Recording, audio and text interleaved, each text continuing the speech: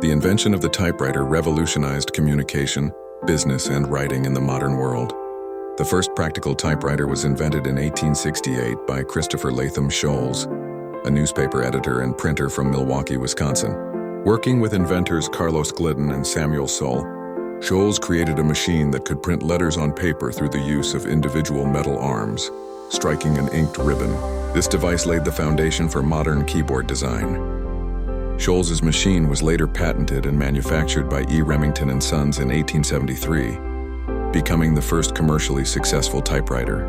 It introduced the QWERTY keyboard layout, designed to reduce jamming by spacing out commonly used letter pairs. Despite its mechanical simplicity, this layout remains standard on computers and smartphones today. The typewriter quickly transformed offices, journalism, and personal correspondence by enabling faster and more legible writing.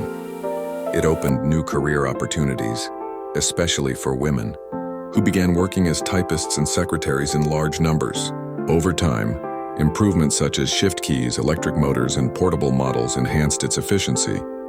The typewriter stands as one of the most influential inventions in communication history, bridging the gap between handwriting and digital text.